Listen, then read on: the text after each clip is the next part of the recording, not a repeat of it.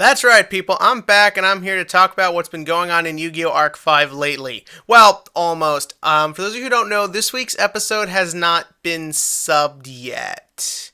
And the thing is that, look, could I probably watch the unsubbed and get a general idea of what's happening? Yes, but it looks like a lot's happening in this week's episode. I'd rather be able to understand what's going on. I have a feeling it's going to be very wordy, as the conclusion to the duel going on is incredibly obvious.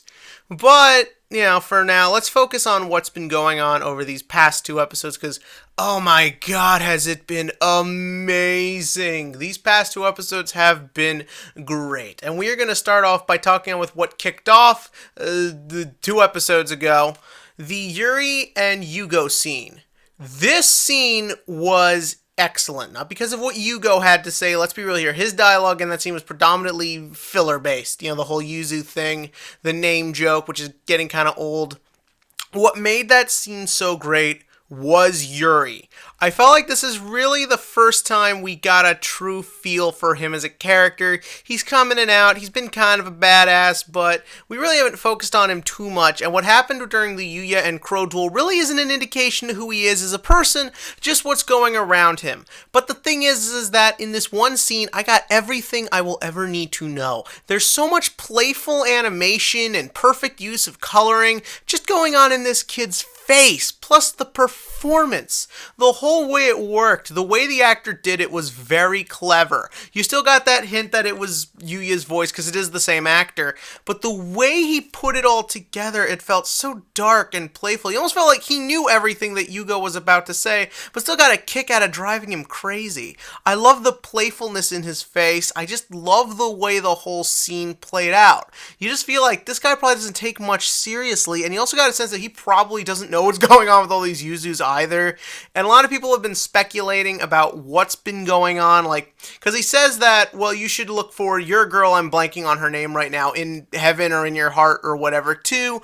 A lot of people thinks that means she's dead or something. My gut, though, says no. I think he's probably talking about an understanding of the Yuzus a bit more than Yugioh knows. Maybe he knows more, maybe he doesn't. But the thing is, it's a nice little speculative scene. And the thing is, he's so playfully evil in the scene. He could have been just a no-name, uninteresting type character, just been the fourth because there needed to be the fourth. But no, he's so dark and creepy, and it just comes across so well. Maybe he's doing this to mess with Yugioh, maybe not. We'll probably find out this week, which I won't watch until I can understand what's being said. That then brought us to our next scene, or at least maybe this is the next scene in the order. The whole thing with Serena in these 2 episodes is really good. I really like the way she looks in these 2 episodes. That statement's going to get taken out of context. But the whole thing about it is that this is the first time she's looked like this. When we first panned up on her, I like that she looked vulnerable. She looked really much like she wasn't in a good state. Now, the thing about Serena, the thing about shows like Yu-Gi-Oh! Is traditionally, no one really ever looks that stressed, and because everyone has a certain amount of plot armor, you never really feel like they're in danger or in a bad condition. Arc 5, though that plot armor is still intact, and though there really aren't too many stakes, because we knew that with the Underground they were just going to get freed in a few episodes anyways, I really felt for Serena in these scenes. She just looked unwell because she got drugged and all that stuff. And the thing is that the way she's talking to Tsukikage and Reira, she looked so vulnerable. Like, you really got a sense that she didn't know a way out. She didn't want to be tough anymore. And she is just honest that she just wanted these two to be okay and be safe, especially after Reira saved her. And in that moment, I really felt for this character, and I really got into her. You get such a sense during that whole thing that she's kind of maybe given up, maybe doesn't really see any hope or a way out. And that's a really risky thing to do in a show like this, especially with a character that they've been playing up as this unbeatable badass. And I loved watching it play out. It just felt so right. And then you get everything with Reira. Oh my god. Oh my god. What an amazing little set of things for this little kid. First up, the flashbacks into what he sees fixes my problem with his duel a couple episodes ago. Okay, not in so many ways, but the whole thing is that now we know what he sees in his head every second of every day. Every human being, every tough situation brings him right back to what he was from. We don't know what country he was from. We don't know what the situation of the war was. And we don't need that, because all we need to know is that in this little kid's head is a constant fear of everything, because he knows what'll happen when things go wrong, and he sees that. I love the way we didn't really see the people. They almost looked like monsters. It's very clear that the way they're doing it is he was just from a war zone. It's got nothing to do with the main plot. It's its own separate entity, or at least I hope it stays that way.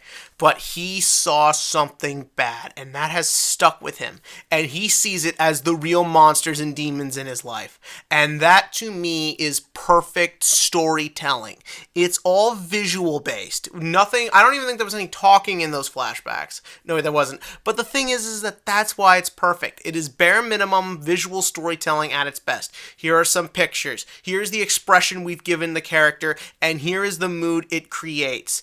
It was such a beautifully well done scene. Oh my God, I loved every second of it. And the escape from the underground is pretty fun too. Yeah, everyone I know, and myself included, really hates the people of the city and kind of just hopes they all die. So seeing everyone just sort of get bamboozled like that was great. The escape scene's a lot of fun. It's very exciting. It's a little by the numbers and doesn't really fit the logic of anything, how Shun can just beat everyone up. But it's great, and I like the way everyone's being used in it. I enjoyed the Sawatori scenes because, and again, Sawatori is a kid. There's not too much he really can do, and I like that they're playing up the funniness that he is a little useless compared to like Shun or Crow or Shinji. And oh my God, those Shinji scenes were great. It's its own little separate entity, but I love how it's playing into what's going on here. And I'm glad we didn't just get rid of Shinji. Well, they figured out a way to integrate him into the plot, and I think they're really bringing everything together beautifully. I love the way the whole thing plays out. I love the direction it goes. The whole scene is just a lot of fun to watch play out, and you're rooting for everyone you need to root for. And then finally, we get our last thing that's been going on in these two episodes. The whole Yuya versus... Oh, and first up, Sora teaming up with Tsukikage, and Tsukikage in his own way sort of accepting Sora. Cute, fine, generic, fun to watch. It gave us a good duel, but other than that, pretty normal. The whole Yuya duel with this thing, first up, the scene where Reira smiles because Yuya is there put a smile on my face. I thought that was such a great little reveal. I thought it was a great little action to do, and it was awesome. I loved the way that scene played itself out, because you do see why Reira views Yuya as hope. Yeah, it's a little corny, the whole coming in at the last minute, but because you feel for this kid so much, you really do just get into it. It just gives you such a good feeling. Only to then be ruined by the next one. First up, last week's episode. How are any of these boards possible? Odd Eyes, Dark Rebellion, and Paladin on the board at once. Shun had 3 Force Tricks or something. I forget the Raid Raptors' names. But whatever. The duel is such a lazy time waster. I understand the need to bring that guy back in the plot. And obviously, you need to get everything to the 25-minute mark so that way this week's episode can be just on 3 out of 4 Yuya's, well, technically 4, being in the same room for the first time. That being said...